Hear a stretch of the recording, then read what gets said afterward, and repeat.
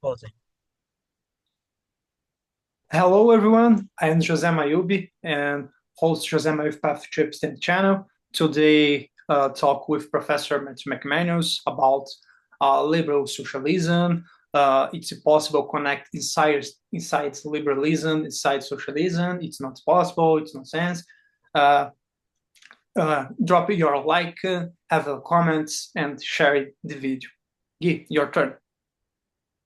So, guys, I'm Guilherme. I'll be co-hosting this interview with Jose, and it's an honor to have Professor Matthew McManus with us.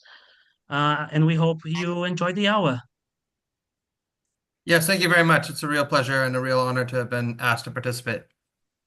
It's an honor having you here, Professor Matt McManus. So, guys, a brief introduction to Professor Matt McManus. Matthew McManus, PhD, is assistant professor in the political science department at Spelman College. Today, we'll talk about a little his book, The Political Theory of Liberal Socialism and the Rise of Postmodern Conservatism, Neoliberalism, Postmodern Theory, and Reactionary Politics.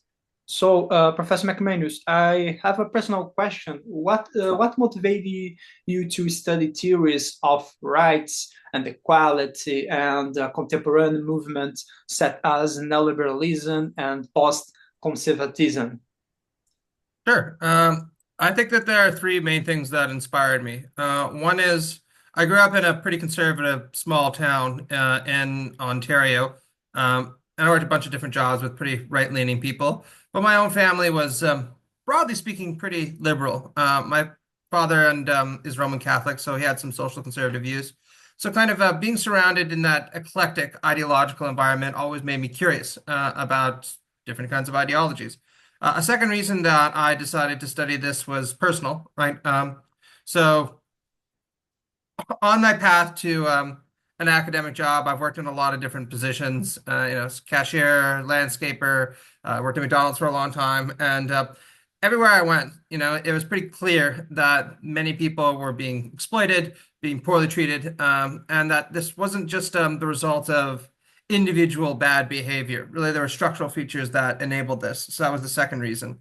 And then I guess the third reason is just political, right? Like a lot of people, I was quite shocked when Donald Trump won the presidency back in 2016. Not that I had positive things to say about Hillary Clinton, but it was a surprise to me that such a reactionary figure would win. And this led me to take the political right in particular a lot more seriously than I had before and to spend a lot of time studying it. Professor McManus, I like your works, especially your philosophical methodologies. So my question is, in your research on liberal socialism, which actors and texts have most surprising your influence? You shape your book, especially considering the challenges you mentioned in formulate a current theory of liberal socialism. Yeah, thanks. That's a great question.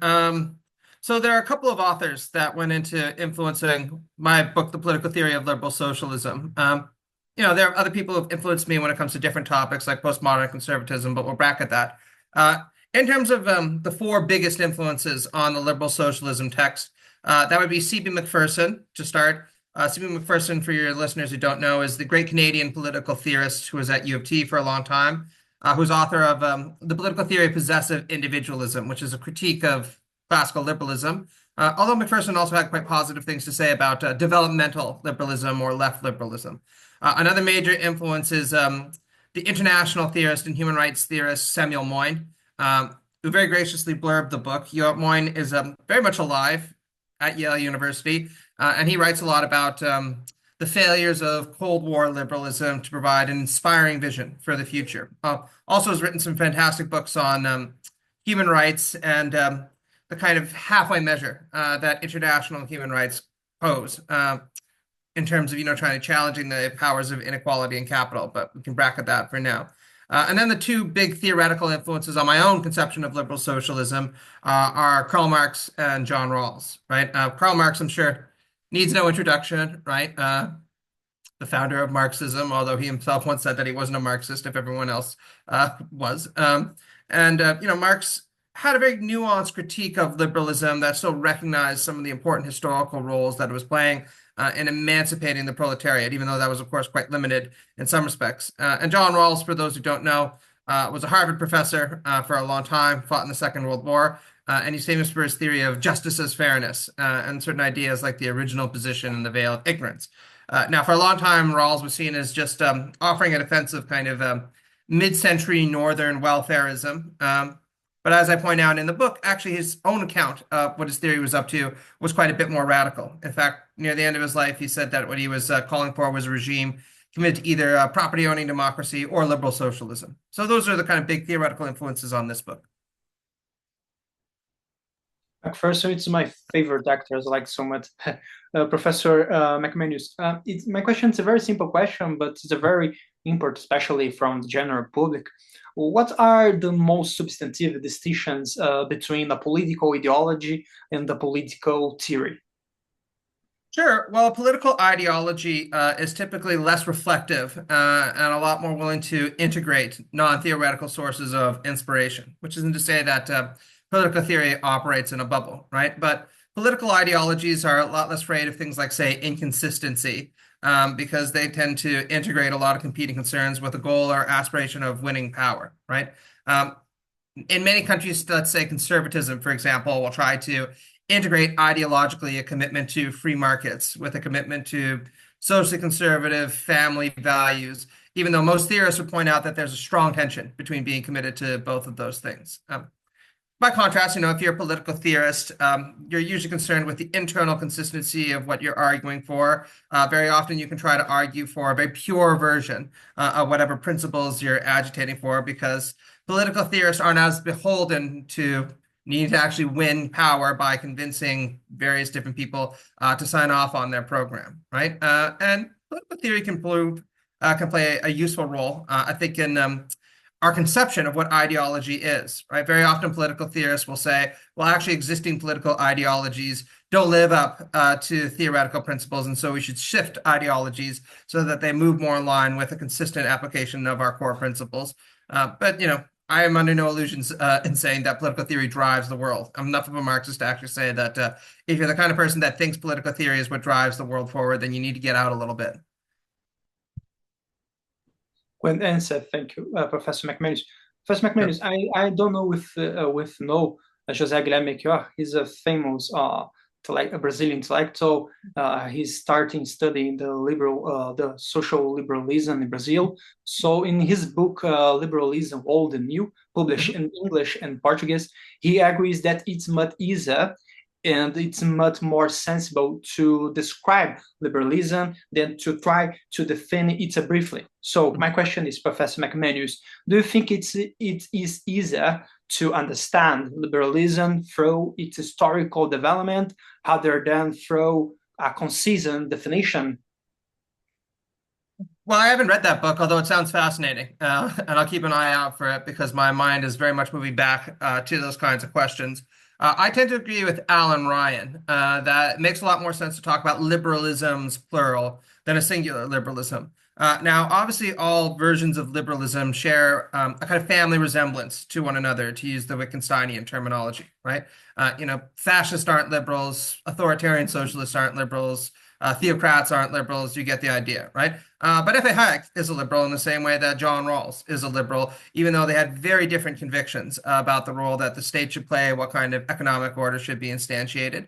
And so I think that when we talk about liberalisms, plural, what we need to figure out is what the family resemblance is between these different doctrines. And here's where history can become very helpful in explaining what the through line is between many of them, and also where the breaking apart took place, right? Why, some of the liberalisms evolved in certain kinds of ways and assumed the distinctive characteristics that they might have in Canada or Brazil or France or wherever it happens to be.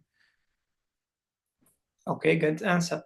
Professor McManus, in your book, you describe Hobbes like a pre-liberal thinker, and following one of my favorite actors, McPherson. So my question is, Professor McManus, how did Hobbes' materialism and egalitarianism influence liberalism, especially in McPherson terms, its possessive forms? Yeah, absolutely. So I agree with Rawls's characterization of Hobbes as the greatest political theorist ever write in the English language, right? Right up there with Immanuel Kant, Plato, and a handful of others in terms of his influence and his originality. And what I point out is that Hobbes is rightly called a proto-liberal thinker, because in many ways he has some quite conservative inclinations, right? Obviously, he supports an authoritarian state. While he's kind of ambiguous on who the sovereign is supposed to be, he makes pretty clear in other places that he prefers a monarch to a kind of republican or parliamentary system of rule. So all of that puts him pretty firmly in the kind of reactionary or right-wing tradition. On the other hand, right, and this is what I point out, what makes Hobbes quite radical and what I think makes him absolutely indispensable to every understanding of what makes liberalism novel is his commitment to a kind of egalitarianism. Now, this is quite a complicated point, and I don't want to dwell too long on it, but I argue, following Charles Taylor, the Canadian political philosopher, that pre-modern social imaginaries that were committed to natural hierarchies or organic hierarchies were committed to a model that is called hierarchical complementarity that very much flows out of this teleological way of thinking about things, right? You can trace it all the way back to Aristotle. The idea is that everything in society has its place. Everyone in society has a role that they are to play that's ordained by nature or providence. And your job is to fulfill that role. So if you're a man, you're intended to be the head of the household because your telos is to govern the household. Whereas if you're a woman, your job is to be subordinate to your husband and to produce a lot of children and care for them. Right? Think about Aristotle's argument that women are in charge of oikonomia, right? The household or economy, right? And this applies in the broader society as well, right? Some people are set to rule or fit to rule by nature because they have an aristocratic sensibility, or they're intellectually superior to others, or they have a more rarefied kind of soul. And some people are natural slaves or serfs or whatever it happens to be. Hobbes really radically breaks that apart, right? And he does so in a clearly materialist way, because what's interesting is he doesn't argue for the moral equality of human beings per se, at least in a way that we would recognize, say, drawing upon someone like Kant. In fact, he says that by and large, the reason why we should take seriously the political equality, at least initially, of individuals, is because naturally we're quite similar to one another, even homologous.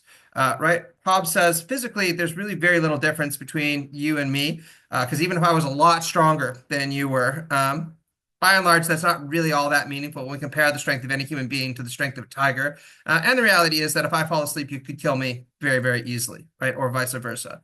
And then he goes on to say, well, people might draw intellectual differences between human beings and say, well, what really makes someone unequal is the fact that some people are intellectually superior to others. Well, Hobbes says actually between human beings, there's even more parity in terms of our intellectual aptitudes. Because by and large, he says that, prudence is just experience. Every person who lives long enough is going to have the same amount of experience as any other person. And then he kind of cynically says that if you do think that you're a little smarter or a little wiser than the next person, that actually just goes to show you how alike you are to everyone else. Because we all tend to think, on good days at least, that we're a little sharper than the next person, a little more experienced, that we have a little more insight to others. That's where, human beings' endless capacity to be self-flattering and to indulge in vanity comes in. So it's this physical equality and mental equality between human beings that Hobbes uses as a justification for what we might call our initial political equality as we try to exit the state of nature. And I think that it's very difficult to overstate how radical this anthropology is, right? It really breaks from this old Aristotelian worldview that holds that actually people are naturally unequal, and political inequalities flow from those natural inequalities. Now, I've rambled on for quite a long time, but just to touch on the Macphersonian point that you make, Macpherson reads Hobbes as also not only arguing for a kind of proto-liberal equality, but a proto-liberal outlook on the market, on the role that markets and capitalism were to play, because he says that Hobbes sees human beings as being hedonistic, competitive, fundamentally driven by this desire to gain, which is one of the reasons we engage in the war of all against all.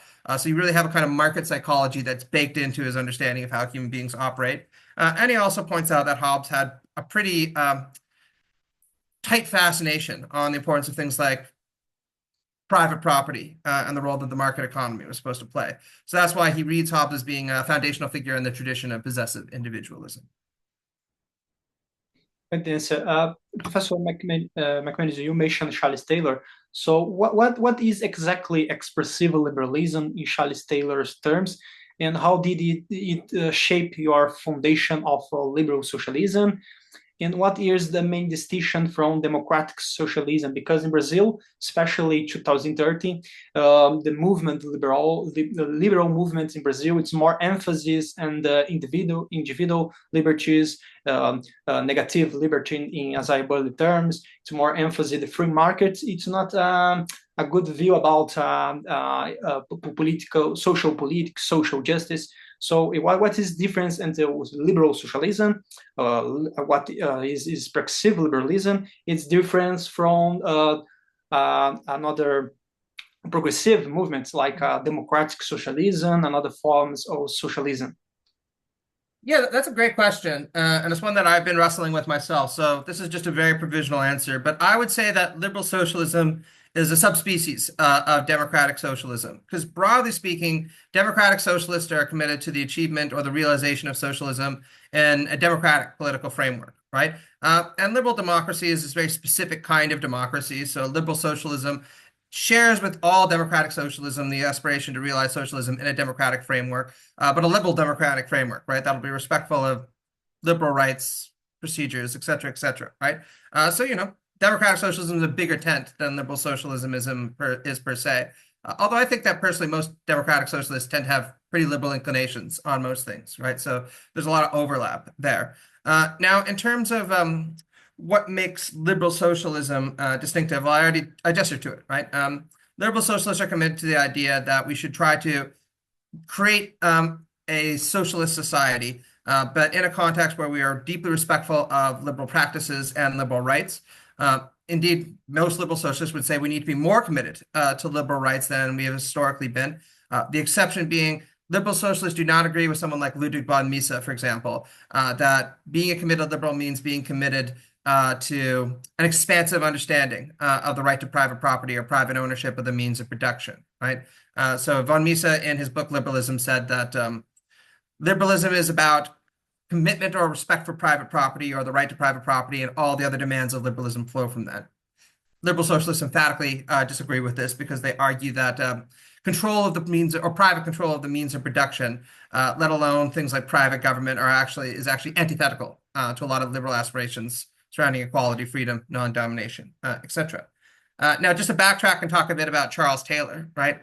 Charles Taylor, for those who don't know, is a Canadian political philosopher who's very widely associated with the communitarian critique of liberalism that began to marshal in the 1970s, right? Particularly through his critique of atomism or atomistic individualism. Now, Taylor is a very deep soul, right? There's no doubt about it. He is just a profound thinker, not to mention enormously erudite, right? And his work has really moved on since then. And in many ways, he's made his peace with liberalism, signing off on things like the importance of multiculturalism, a constitutional order, have a lot of laudatory things to say, for example, about the politics of recognition that he sees as intrinsic to liberal democracy. Been quite forceful in defending liberalism against Trump, etc.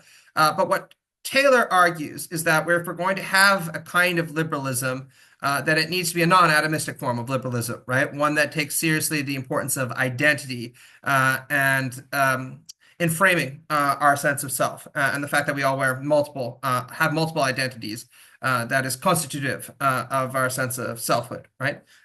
Includes religious identity, ethnic identity, etc.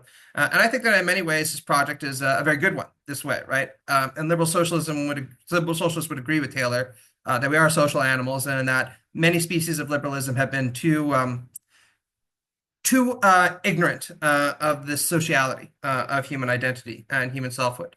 Now, just to wrap up with your last question, I once used the term expressive individualism to describe what was that I was signing off on right now. Now I tend to prefer the term a developmental ethic and normative individualism. But very briefly, expressive individualism holds that amongst the most important aspects of or important human projects is expressing our identity through various different projects. Now, Taylor is pretty ecumenical about this, and so am I, right? But if you want to be very simple, if you're an academic, you might see expressive individualism as being facilitated to engage in projects like publishing your research, engaging in intellectual inquiries, et cetera, et cetera. Or if you're somebody like a guy I grew up with, you might see expressive individualism as having the free time and the resources and the opportunity to go play hockey a couple of times a week because you think that playing hockey or football in Brazil or whatever it happens to be is an important aspect of expressing your identity. And I would agree that all those things are important. Great answer. Thank you, Professor McManus. Professor McManus, in the theory of justice, one of my favorite parts, when Rawls argues the distinctions between theological and deontological ethics lines in the former prioritizing the good over the right, and the latter prioritizing the right over the good. For example, Aristotle tradition, Kantian tradition, Rawls tradition. So my question is, how has Rawls' deontological emphasis on the primacy of the right influenced liberal socialism thought on justice? Yeah, that's a really complicated question. And my new book, Liberal Socialism, a Defense, is going to take this up. So Rawls was resolutely a non-perfectionist liberal, or political liberal, as we prefer to call it, right? He thought that the goal of the liberal state should be to be committed to a very thin theory of the good, right? As thin as possible, to leave individuals space to pursue their own conceptions of the good life without interference. And this is where he said we need to prioritize the right, aka the governing principles that will orient the basic structure over the good, right? Trying to encourage individuals to lead certain kinds of lives that we think will be broadly good for them, right? And I think that any liberal socialist is committed to that at a certain level, right? We certainly think that a good liberal socialism needs to create considerable space for individuals to pursue their vision of the good life without interference. On the other hand, I tend to have a bit more of a perfectionist inclination, just personally, than Rawls, right? I do think that the goal of a liberal state needs to be facilitating individuals leading a good life and flourishing. And I do think that this can be understood in much more objectivist terms than Rawls himself might be comfortable. Although I'd certainly insist that liberal socialism is still going to be far more ecumenical about the variety of versions of the good life that one can live than, say, post-liberalism or common good conservatism or anything like that. And if we did talk about the kind of objectivity of the good, it would again be following someone like Marx, right, who would argue that human beings as material entities have certain non-moral goods that they want to realize, right? Like health, we need housing, right? A clean environment, that kind of stuff.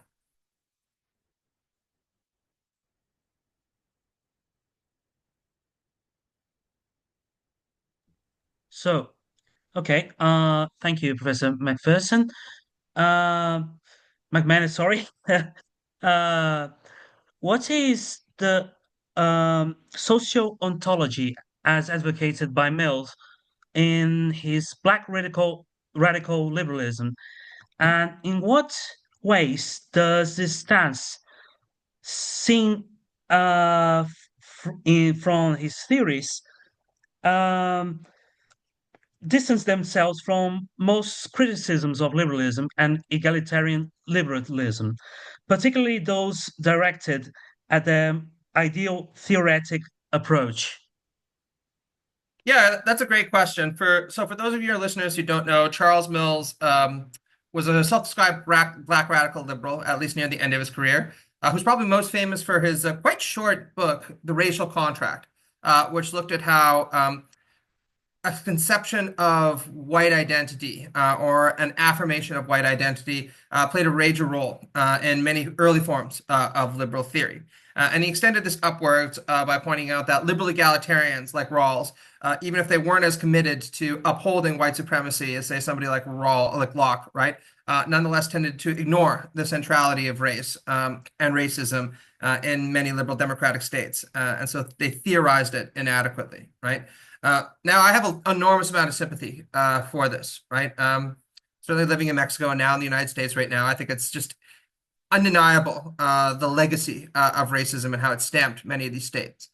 So Mills, to be clear, passed away before he presented his full-fledged black radical liberal theory.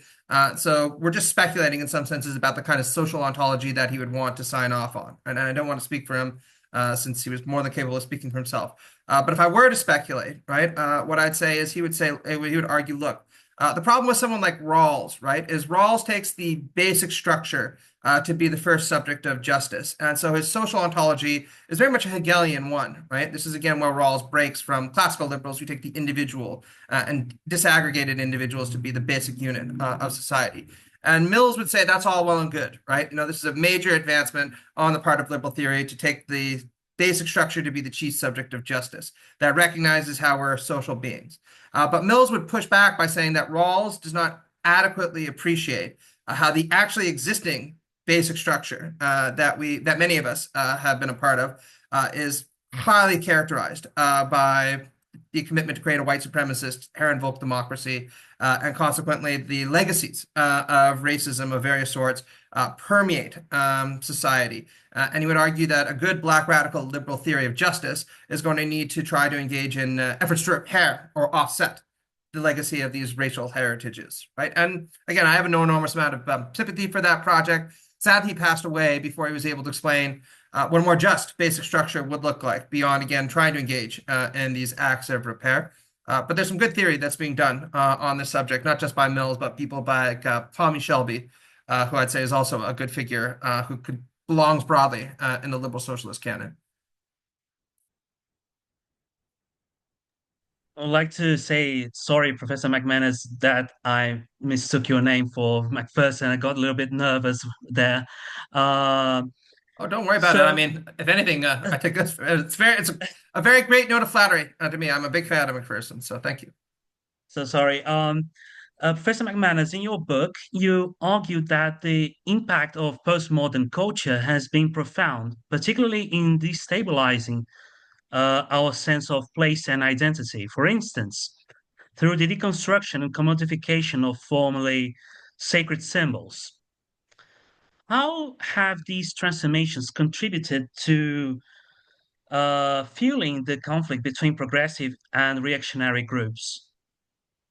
Yeah, so my take on postmodern culture or the condition of postmodernity is very, very influenced by various broadly Marxist theorists, particularly the late Fred Jameson, Date Harvey, Wendy Brown, not quite a Marxist, but certainly kind of falls within that last space. And what I argue is that the condition of modernity has many features to it. Shameless plug, people can read my book, The Emergence of Postmodernity, where I go through a lot of this. But the one that's most central politically is this dissolution of what Charles Taylor again called the sources of the self, right? Once upon a time when we lived in pre-capitalist communities, there were fairly stable, enduring sources of the self that we draw upon to frame our personal identity, right? If I was a blacksmith's son and my father was a Protestant, then I would probably grow up to be a blacksmith and be Protestant. And I'd marry the girl next door who shared my religious convictions. And that would be my life, right? For what it is, right? In no small part because of the change in materiality of our world, these traditional sources of the self have largely been dissolved. Now, in some ways, and I think we have to be dialectical here, this can be a very liberating thing, right?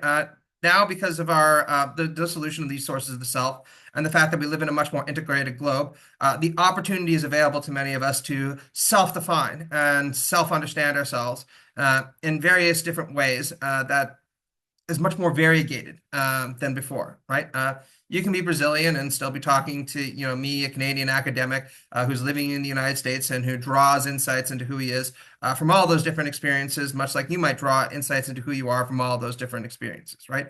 But my argument is that many reactionaries who become postmodern conservatives respond to this dissolution of traditional sources of the self with very, very violent and agonistic sensibilities, right? They have this nostalgic desire to return to a time when their sense of self was orderly and relatively homogenous, right?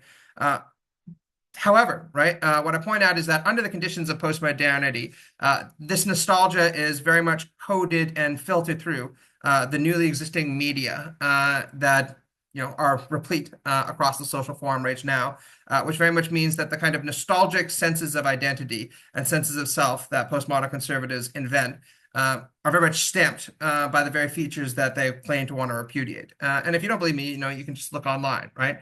So many reactionaries will sit there and argue that the United States should become something like a Catholic integralist society, even though it never was before. Or they'll lionize the Crusades, but a very, very, skewed understanding of the Crusades because, they associate with a white Christian identity that's militating against Islam, even though, only a fraction of the population in the United States is Muslim, and most of that population is extremely peaceful and very well integrated, right? So what I call postmodern conservatism is a reactionary symptom of the broader condition of postmodernity, and it's the kind of mutation of conservative politics that takes place under those conditions.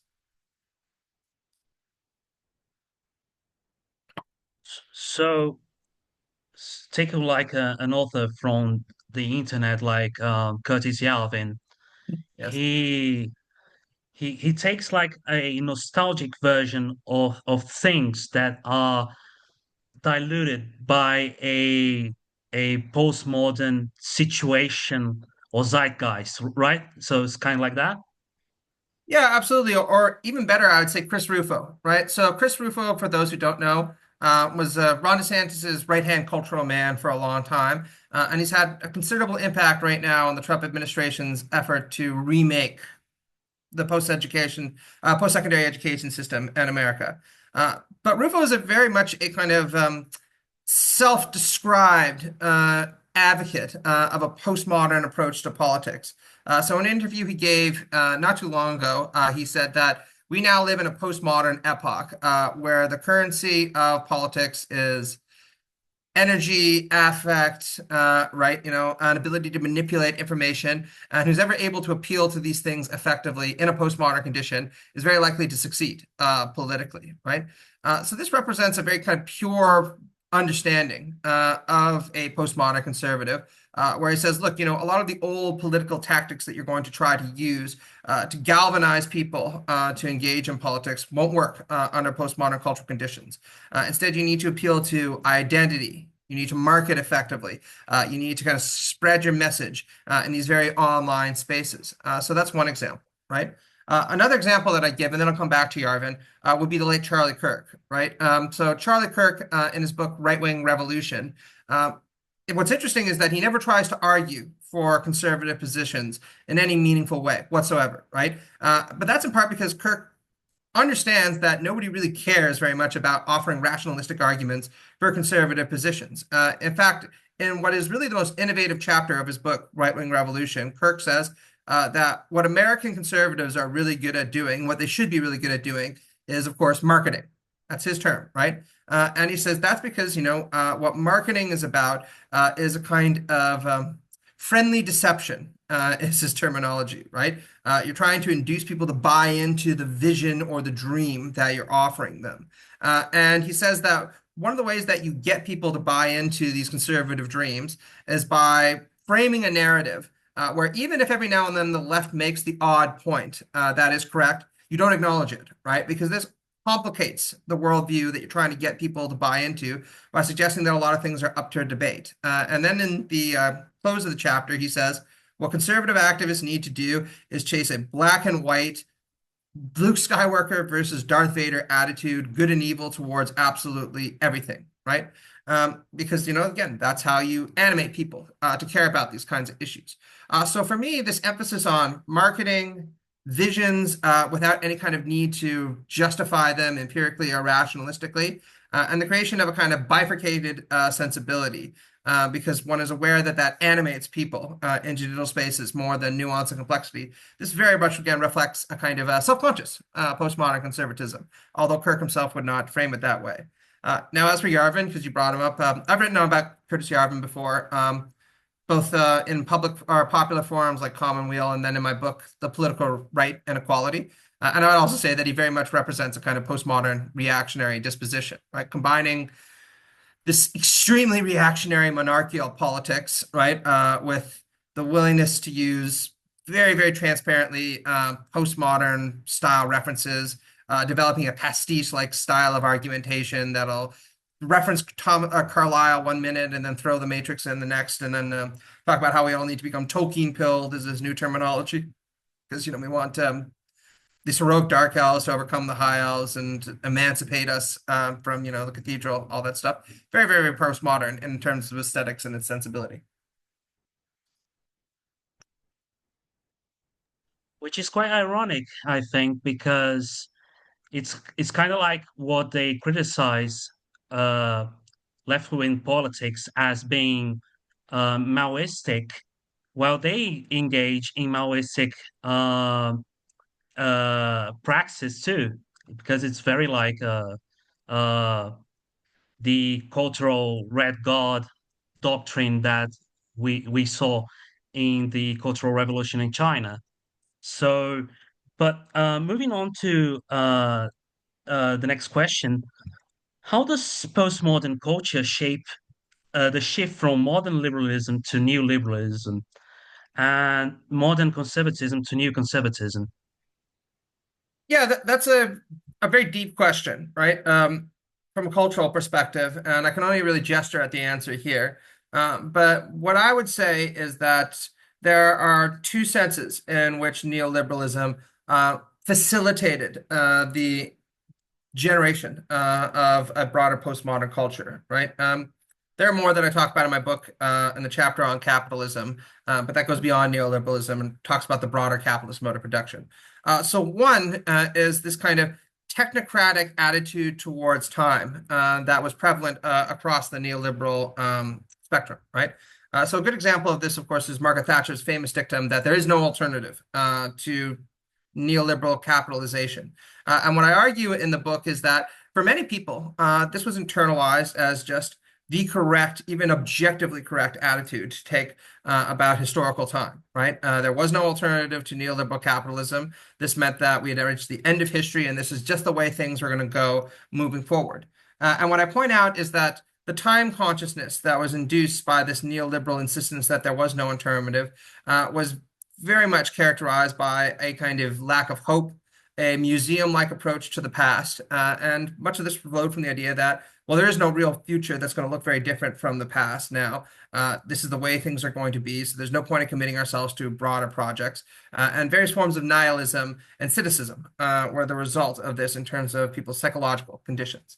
Then the second way in which I would argue that neoliberalism helped facilitate the spread of postmodern culture is very much the way that Jameson described it, and Harvey and various other Marxists, right? So what they point out is that around the middle of the 20th century, right, capitalism began to move beyond just the economic sphere and to colonize many parts of cultural life that had not been involved in before. Just to give one example that Jameson in particular makes a lot of hay of, once upon a time, aesthetics and artistic production was seen as separated from the sphere of capital commodification, which is why very often aesthetics had a kind of conservative or reactionary connotation, right? Think about people like Wagner or Coleridge, because, you know, art was mainly produced by and for the ruling classes, who at that point, at least in the 19th century, were not fully on board with capitalism, but had a certain degree of nostalgia for the old aristocratic epoch, right? Which meant that they tended to posit romantic critiques of capitalism in the various artistic products that they produced.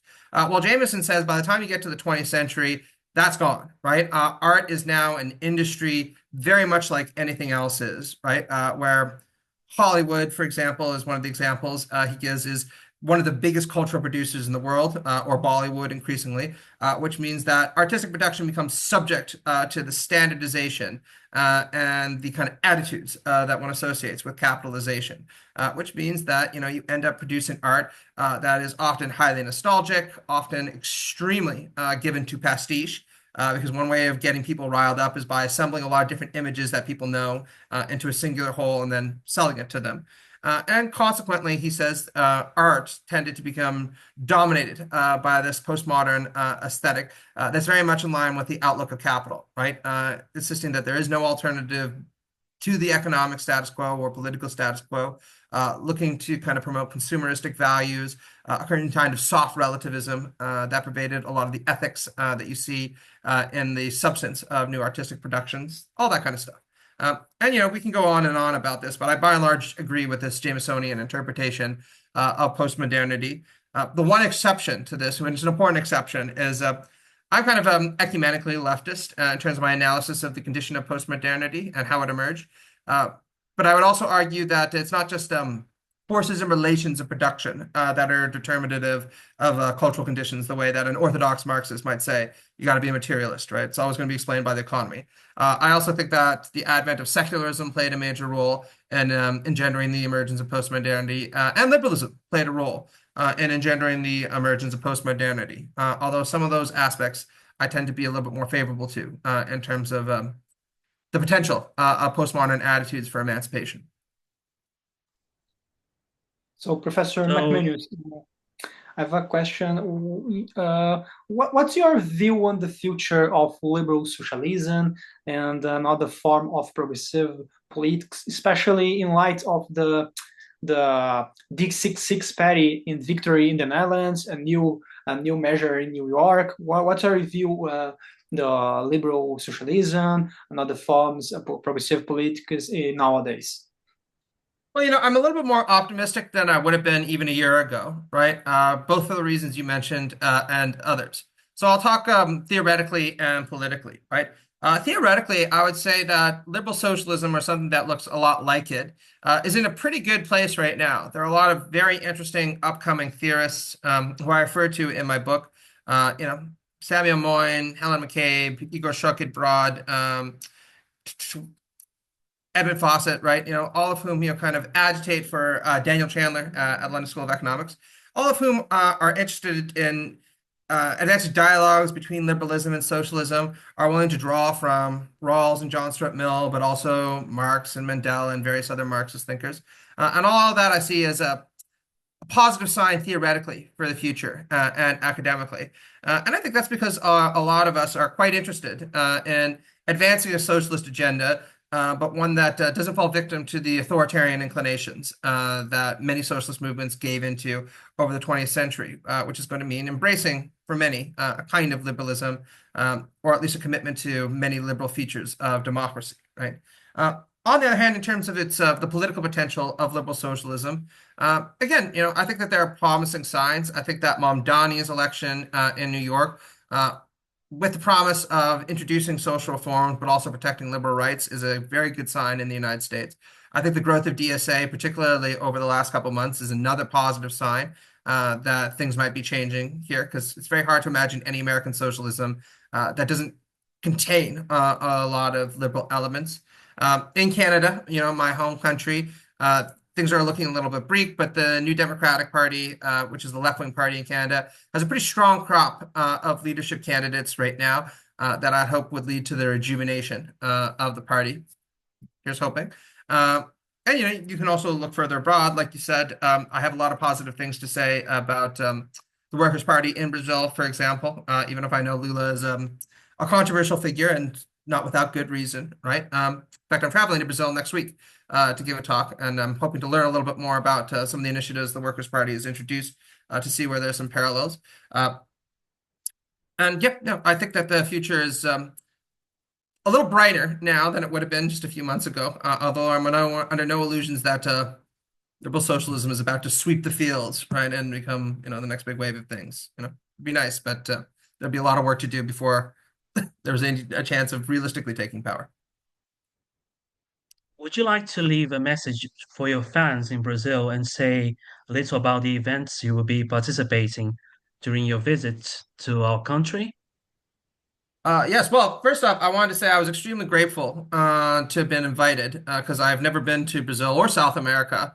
So I'm really looking forward to it. And in particular, I'm very much looking forward to learning a little bit more about the culture and the politics there, which I've only ever encountered secondhand thus far. My big con is we're going to be presenting in Minas Gerais. I'm giving 3 lectures there on liberal socialism.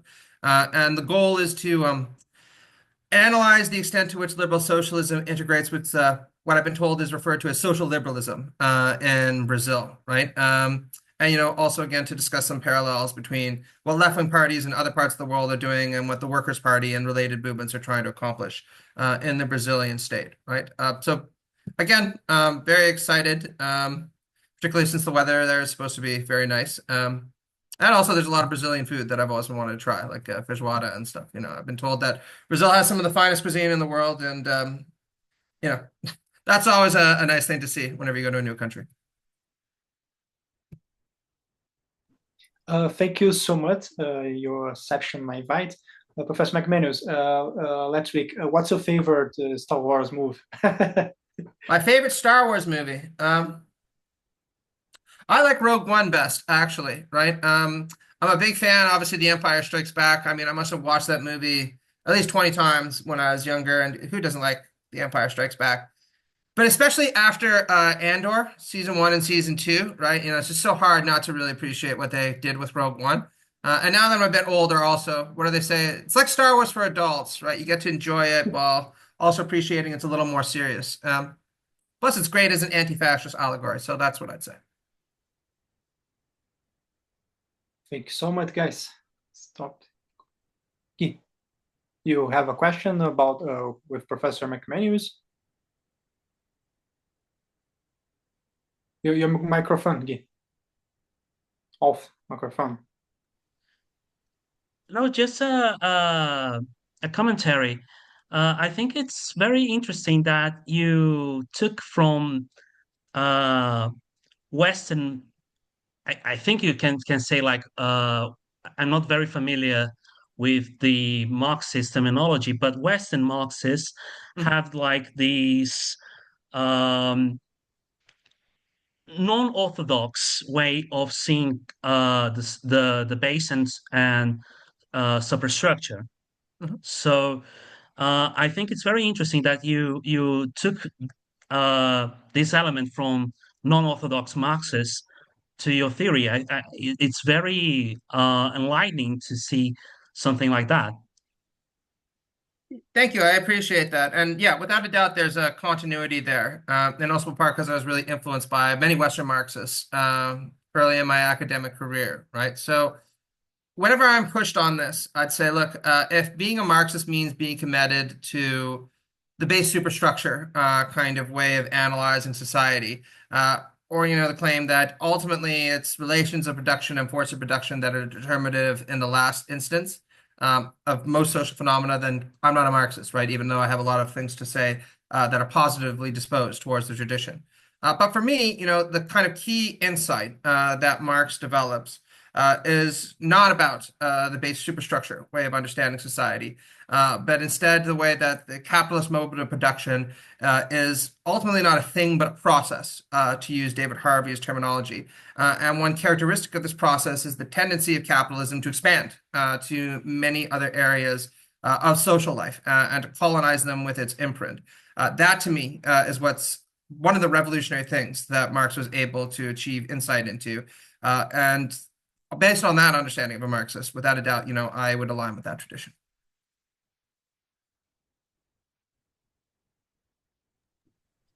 Okay. So, Jose, we'll be wrapping up right now, or do you have Yeah, yeah. any other question? No, no, no. It's All right. So thank you, Professor McManus, and we really enjoyed having this talk with you, and we eagerly await your visit here. Eagerly awaits your visit here to Brazil. Thank you. Yes, myself as well. Like I said, I'm very excited for the trip, and it'll be wonderful to get to meet some of my comrades in Brazil with whom I've been dialoguing for a long time, and to get to see things a little bit more from their perspective. So, if you need anything else from me, please just let me know. But yes, I had a wonderful time talking with you. thank you so much.